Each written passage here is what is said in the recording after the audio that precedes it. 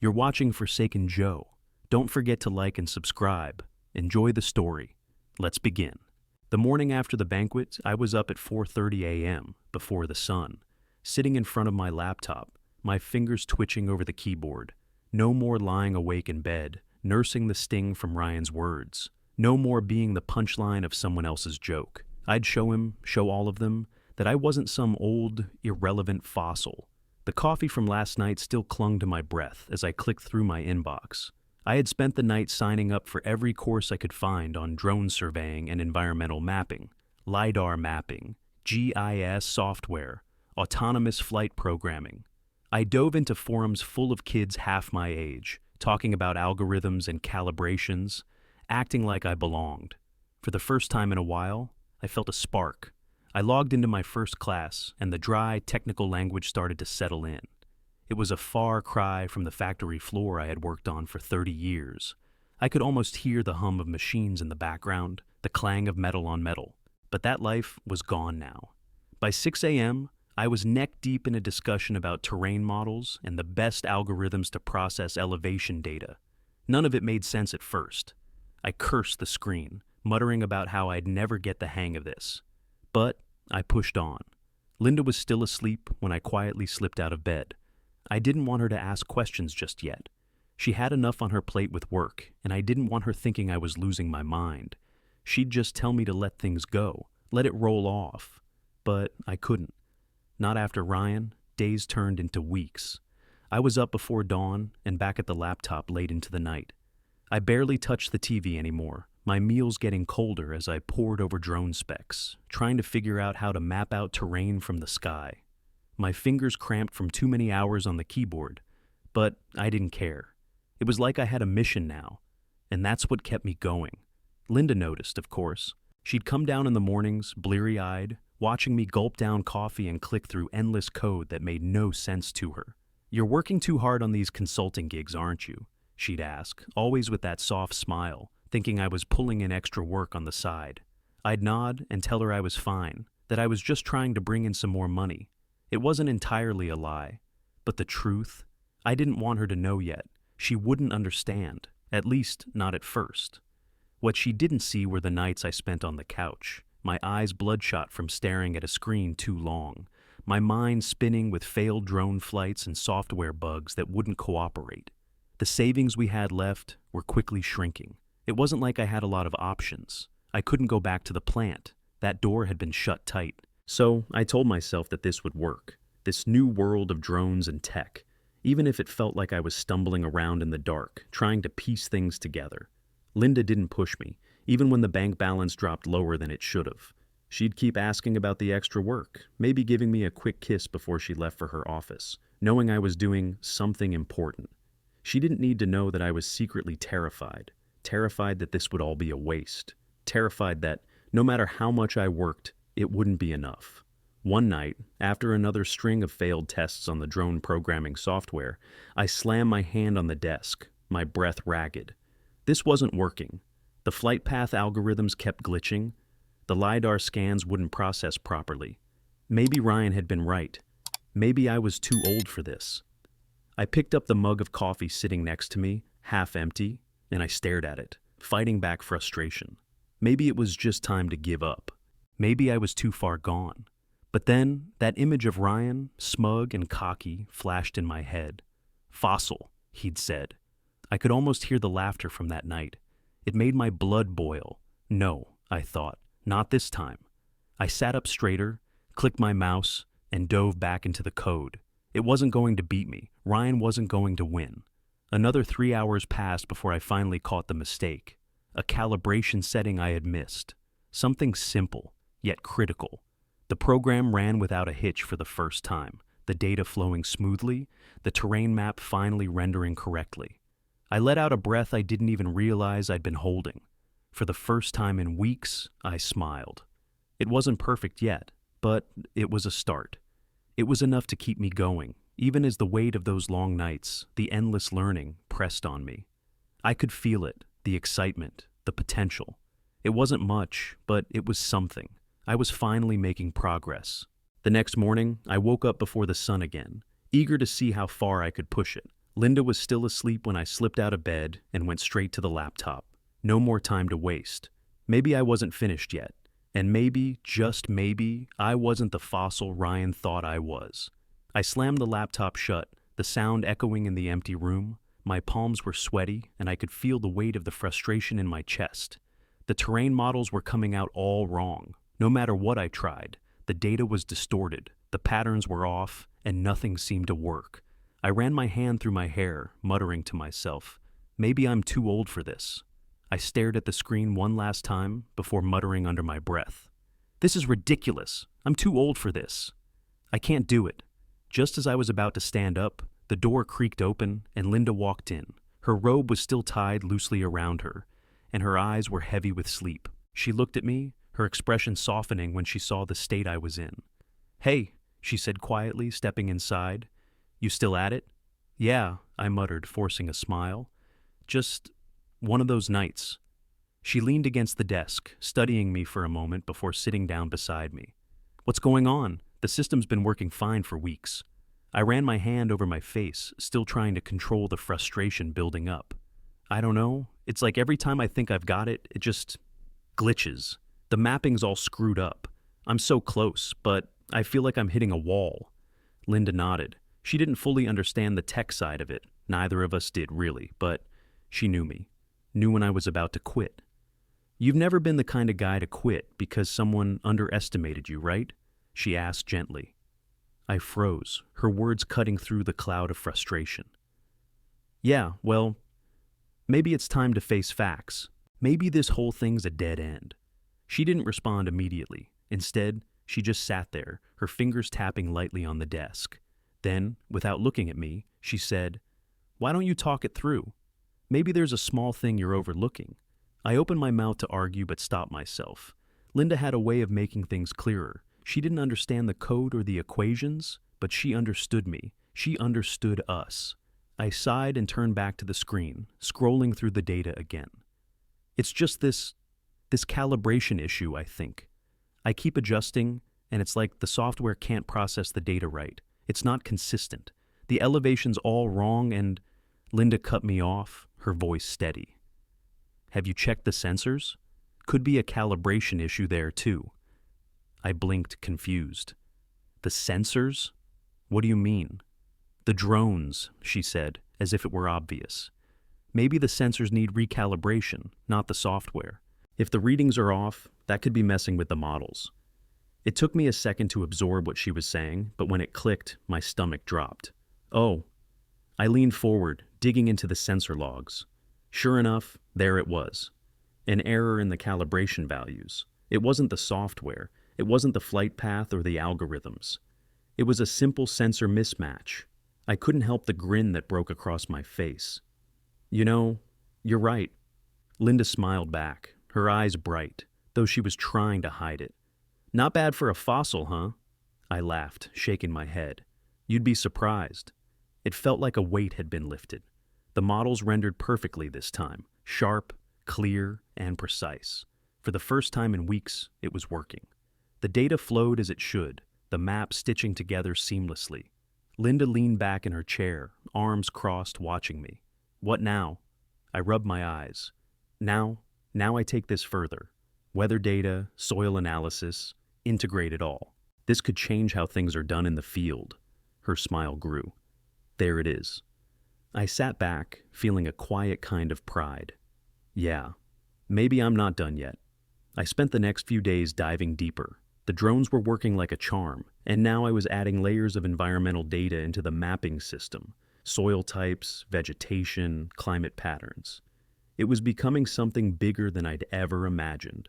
Linda was more supportive than ever, asking me about it over dinner, or after she came home from work. She'd ask how things were going, and I'd tell her about the new improvements, the software tweaks, the results from the latest test flights. Our savings were dwindling, sure, but there was a fire inside me now. I couldn't just walk away, and I wouldn't.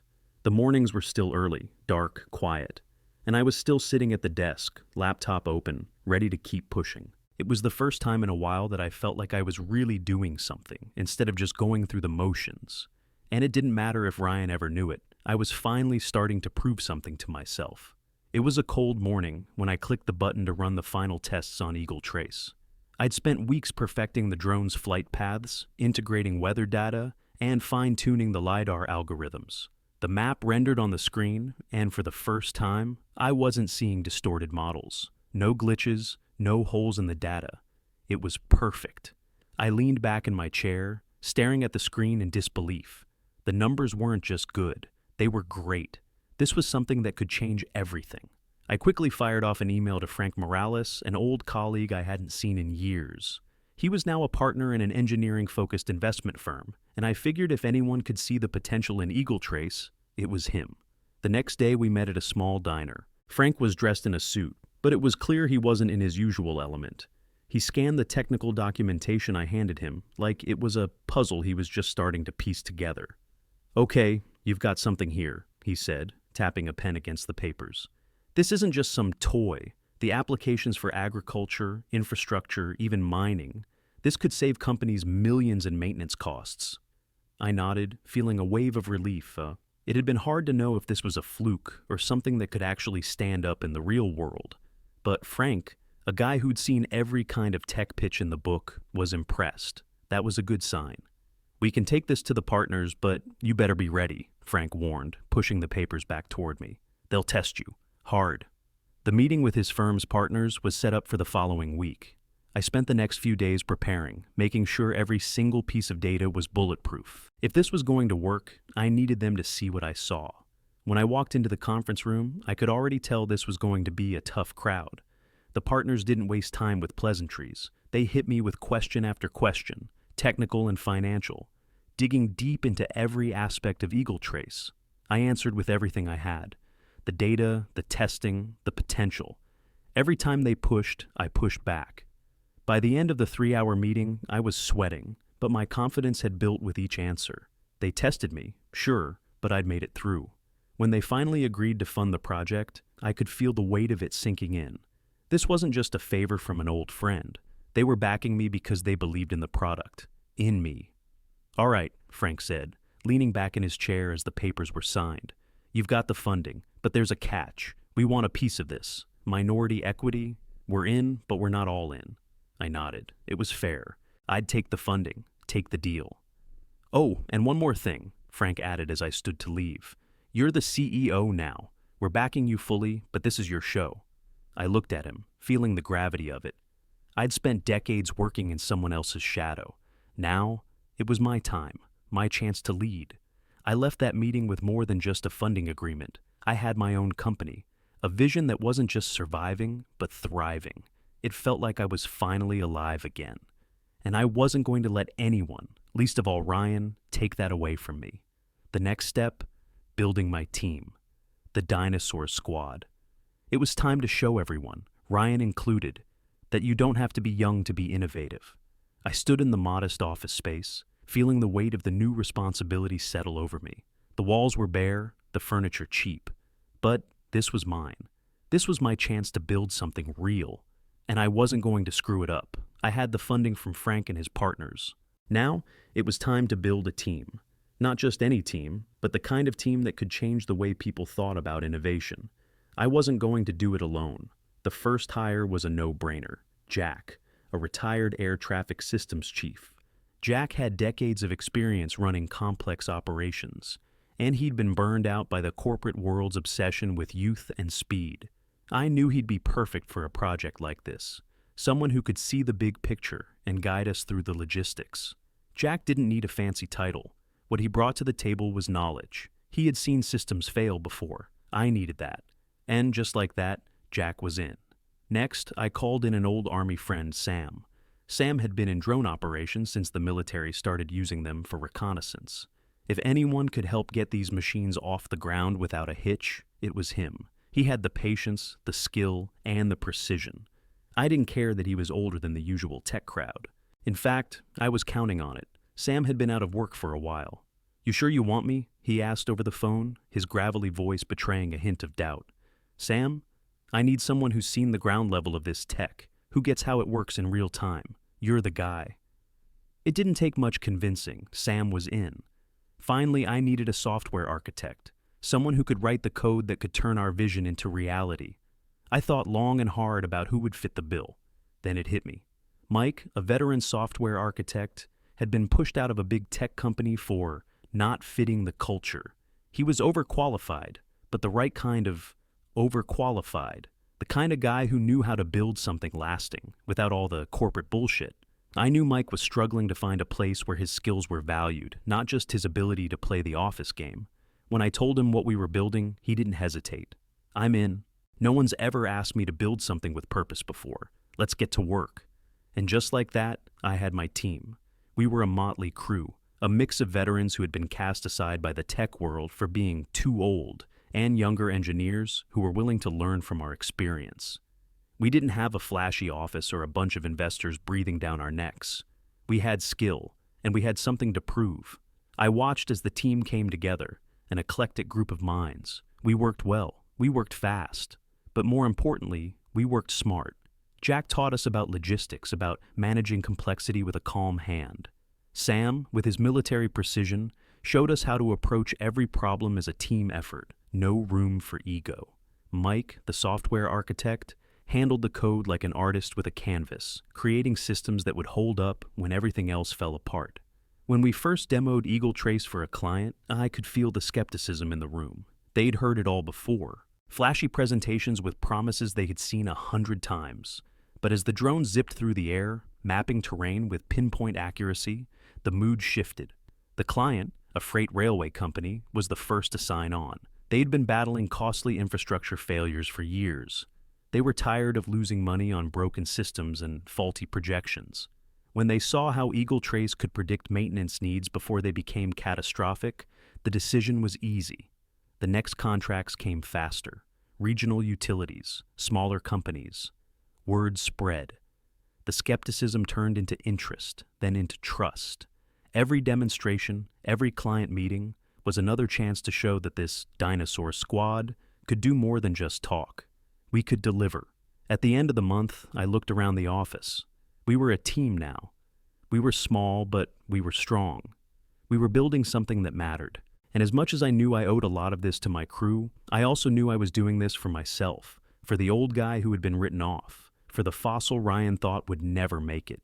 Ryan hadn't even noticed yet, but that was about to change. It started with small murmurs. Linda and I were sitting in the living room one evening, the news of the day playing in the background as she scrolled through her phone. "I heard some interesting stuff today," she said, her voice light, but I could hear the smile in it. "Ryan's firm's been losing bids left and right to companies using Eagle Trace-based services." I sat up a little straighter. "Really?" "Yeah," she continued. "Clients have been asking why his surveys aren't as precise or cost-effective as others. He's under pressure, which I guess is a nice change." A small part of me felt a rush of satisfaction. For months, I'd been working on Eagle Trace, putting in long hours, building something that could actually challenge Ryan's corporate machine. And now, it was happening. But another part of me stayed cautious. I hadn't forgotten what he'd said to me at that banquet. His words still burned in my mind. I wasn't going to get cocky. Not yet. Linda glanced at me, her eyes glinting. "Oh, and you'll love this part. Ryan's convinced there's some kind of corporate espionage going on. He thinks people are leaking information about his bids to Eagle Trace." I laughed despite myself. "Espionage? That's rich." The idea of someone sneaking around and sharing secrets with my company was absurd. But knowing Ryan's ego, it made sense. He couldn't accept that maybe his firm's own inadequacies were to blame. Linda's face softened into a half smile. "He's holding tense meetings, firing people who suggest he partner with outside tech providers. It's a mess, and his leadership's being questioned." I couldn't hide the grin that spread across my face. I leaned back in my chair, feeling a mix of satisfaction and disbelief. Ryan's arrogance had finally caught up with him. "His desperation is showing," Linda said, shaking her head. "He doesn't even realize it yet, but his firm is heading straight for a cliff." "Let's just hope he keeps driving," I muttered, my eyes glinting with a quiet confidence. "This isn't just about beating him. It's about changing the game." Linda tilted her head, her smile widening. "Well, you've certainly made that happen." She reached out, taking my hand. "The gap's widening, and he's starting to panic. And I think, deep down, He knows it's only a matter of time before you're the one they're all turning to. I nodded slowly, the full weight of what she said sinking in. I wasn't just competing anymore. I was winning. Ryan was getting sloppy. His decisions all based on pride and ego. That was fine by me. He wouldn't be able to keep up. And the beauty of it? He had no idea who he was dealing with. Later that week, Linda mentioned more about the ongoing frustrations at Ryan's firm.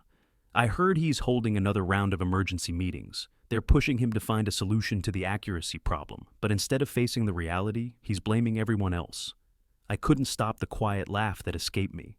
It's not enough for him to get it wrong. He has to take everyone down with him. Linda glanced up from her phone, a playful glint in her eyes. I honestly don't know what's more entertaining, watching him flounder or hearing him try to make himself look like the victim. Well, if he keeps it up, we'll get to watch both, I said. It's only a matter of time before someone higher up starts questioning why his firm's slipping. In the weeks that followed, the momentum I had hoped for only grew. The number of companies reaching out for demos increased. Word was spreading. EagleTrace wasn't just a tech innovation. It was the solution to a lot of problems Ryan's firm had ignored for years. But the best part? It was only getting started. Ryan hadn't even begun to understand what was coming for him. As much as Linda enjoyed watching Ryan squirm, I could see the glint of concern in her eyes every time we talked about it. She didn't want me to get too ahead of myself. She didn't want me to make the same mistakes, to get too consumed by revenge. I know it feels good right now, she told me one night, but don't lose yourself in this.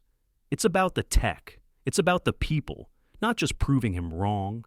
I leaned back, my mind racing. I wasn't just proving him wrong. I was building something better. And in doing so, I was proving that someone like me could still make a difference, that I could still win. I haven't lost sight of it, I said, squeezing her hand. But I'm not about to let him forget what he said. She smiled softly, and for a moment, I could see the pride in her eyes. Just remember why you're doing this, she said, her voice low. For you, not just for him. As the weeks turned into months, the cracks in Ryan's empire grew wider. Linda shared more about the increasing tension at his firm. It was only a matter of time before it came to a head. And when it did, I knew exactly what I was going to do. Ryan wouldn't have the last word, not this time. The morning of the meeting, I was calm, calmer than I expected anyway. I had imagined 1,000 ways this could go, but now that the moment had finally arrived, I was prepared. Ryan, the guy who'd humiliated me 6 months ago, was about to walk into the room and meet the CEO of EagleTrace. What he didn't know was that the guy he'd written off was the one sitting across from him now. I leaned back in my chair, eyes fixed on the door. Linda was beside me, her hand resting on the edge of the table, fingers lightly tapping. She hadn't said much about today, but I could feel her anticipation. She'd been hearing the same things I had. Ryan's leadership was starting to fray, and his firm's inability to adapt was glaring. I didn't think he fully understood how much he was at risk. The door opened, and Ryan walked in like he owned the place. His usual swagger was still there, but there was something behind his eyes, something that looked more like doubt than confidence. When his gaze fell on me, he froze. For a moment, it felt like time had stopped. Ryan stood there blinking, his expression faltering before he recovered and forced a smile. "Didn't expect to see you here," he said, his voice carrying the same condescending tone he'd used when he made fun of me at Linda's banquet. "Didn't know you were running the show now?" I didn't bother with pleasantries. I let my words hang in the air for a second before speaking. "Funny, I didn't expect to be the one you're talking to either, but here we are." Ryan blinked again, his eyes narrowing. He glanced over at Linda, who was sitting back in her chair, her lips barely curving into a smile. She didn't need to say a word. Ryan knew. He just didn't want to know. "Let's get to it then," I said, pulling the papers from my bag and sliding them toward him. "You've got a problem, a big one." Ryan was already halfway through his chair, and as I spoke, he slumped just a little more. I could tell the reality of it was starting to settle in. I wasn't the fossil he thought I was, and my company was the one his firm should have been paying attention to. I continued, watching the shift in his posture. "Your firm's been losing bids to companies using EagleTrace-based services. Precision's off, costs are up. Clients are wondering why you're still delivering subpar results when they can get more from a company that actually understands the tech." Ryan shifted uncomfortably in his seat, his hand reaching for the glass of water in front of him. He was stalling, trying to find a way to regain control of the conversation, but I wasn't going to let him. You need something that works, I added, leaning forward, and I'm offering you a solution. Ryan leaned back, staring at me. I know all about your drones, your little mapping service, he said, trying to sound casual, but the cracks were starting to show. But what makes you think I'm going to just, what? Give you a seat at my table? I don't need your seat, I said flatly. But if you want to stop the bleeding, you'll take mine. You need Eagle Trace more than you want to admit. The problem is, your firm's not built for it. Your people, your processes, they don't fit. What I'm offering is a way to fix it, but only on my terms. His eyebrows shot up. And what are those? I couldn't help but smile. It wasn't about revenge anymore. It was about control, about owning the situation I'd worked so hard to build. I was calling the shots now. I'll license Eagle Trace to your company, I said, meeting his gaze directly. But I want a seat at the table. I'll be a technical advisor for the first year, not just a consultant, a member of the board. Ryan's jaw tightened. The idea of being forced to take advice from someone like me, the very person he'd mocked, clearly made him uncomfortable. But he knew he didn't have a choice. His firm was on the line. I quoted his words back at him. You wanted to call me a fossil? Fine. But remember, fossils can still shape the earth. Linda let out a tiny, almost inaudible laugh beside me, but I kept my eyes on Ryan, waiting for him to decide. I'm not going to just let you waltz in here and take control, Ryan said, his voice tight. Then don't, I replied calmly. You can keep losing bids, keep watching your firm slip further, but if you want a chance to catch up, you'll bring me on as a partner. It's the only way. The silence stretched out between us, thick with tension. Ryan shifted, his eyes darting toward Linda before returning to me. I could see him trying to calculate his options, knowing full well that anything less than an agreement would leave him with nothing. The market was moving fast, and his firm was getting left behind. He couldn't afford to lose any more clients. Finally, after what felt like an eternity, Ryan exhaled and leaned forward, his shoulders slumping as if he'd given up. Fine, he said, his voice begrudging but resigned. We'll work out the details, but you're not going to take over. I smiled. I'm not here to take over. I'm here to make sure you don't destroy everything. Linda's eyes flicked over to me, a mix of relief and something deeper in them. She knew what this moment meant to me, to us. Ryan's defeat was my victory. You've made the right choice, I said, standing up and extending my hand. Ryan didn't take it right away, but after a beat, he slowly reached out. His grip was firm, but the tension between us hadn't fully eased. As I left the room, I could hear the murmur of voices behind me. The deal was done, and Ryan was now in a position where he had to listen. It was my turn to lead, and I wasn't about to let anyone forget it. The first board meeting after Ryan's reluctant agreement was almost comical in how predictable it felt. I could see it in his face the moment he sat down. He wasn't here because he wanted to be. He was here because his back was against the wall. Ryan sat in his chair, his posture stiff, glancing around at the board members. He wasn't used to really listening. He was used to commanding, to having people bend to his will. Now, he had to do the opposite. He had to listen, and he didn't like it one bit. I, on the other hand, had never been more comfortable in my life. I stood at the front of the room, ready to lead a discussion that had been brewing for months. The board members were here for one reason: fix the problems Ryan had created, and I had the solution. You know, I said, holding up a hand for quiet, there's a lot of talk about innovation, but it's not just about the technology, it's about who's behind it. I could see the other board members exchanging glances. Ryan shifted in his seat, the words from my last meeting still fresh in his mind. But this wasn't just about tech, this was about shifting a culture. Mixed-age teams bring perspective, they bring experience. They bring the ability to balance fast-moving tech with the wisdom of seeing what doesn't work, I continued, my gaze settling on the older executives, the ones who had been sidelined by Ryan's push for the new blood all these years. You don't need to throw out experience to make room for innovation. You just need to integrate the two. Ryan was tense now, his mouth pressed into a thin line. He knew exactly where I was going with this, and he didn't like it. I turned to the younger engineers sitting around the table, eyes bright with the fire of new ideas, but lacking the broad perspective that only time and experience could provide. And the younger generation, They're hungry, they're fast, but they don't always see the bigger picture. It's our job to guide them. I could see the gears turning in their heads. Ryan's grip on the situation was slipping, and my words were driving it further out of his control. "You've all been caught in a cycle of valuing speed and youth over substance," I said, glancing at Ryan. "And while that might get you somewhere in the short term, it won't sustain you. It won't take you past the next big failure." Ryan's jaw clenched, and I knew he was regretting every word he'd said to me back in Linda's office months ago. He was seeing the cracks in his empire, cracks I had pointed out, cracks that had only deepened as he stubbornly clung to outdated notions of what made a business thrive. "Mentorship programs," I continued, shifting focus back to the board. "The future is in collaboration, in teaching your younger engineers how to problem solve, how to navigate challenges that don't fit into an app or a new algorithm. The future isn't in isolating people based on age, it's in uniting them based on skill."